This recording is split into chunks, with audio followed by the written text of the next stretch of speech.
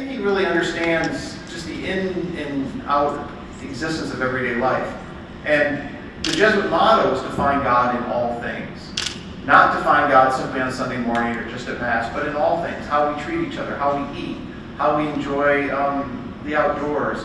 All things are invitations to see God laboring in them. And I think that's going to be more and more part of his message, that God is dwelling in all things, particularly in your friendships and your relationships.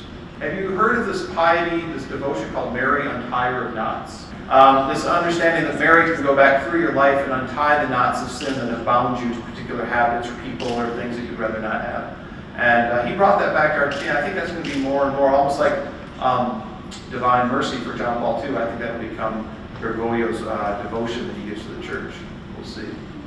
Well, as Christians, we believe that the heart of our faith is that God became one of us, right? That God calibrated his divinity to our humanity. He became a baby. He became one of us.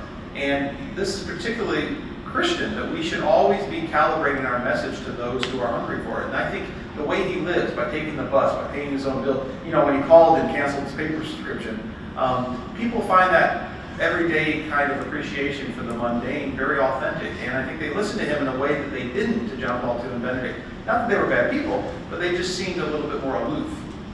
Right? So John Allen is a kind of a professional Vatican reporter. He said John Paul II was a rock star, Benedict was a classical pianist, and Francis is strumming folk songs, something everybody can relate to. For too long, I think the Curia has been a place where cardinals have gone to forget about people. And I think he's going to insist that no, if you're going to be a cardinal, you're going to just be here for a few weeks a year. You're going to get out of the airports and back to your people.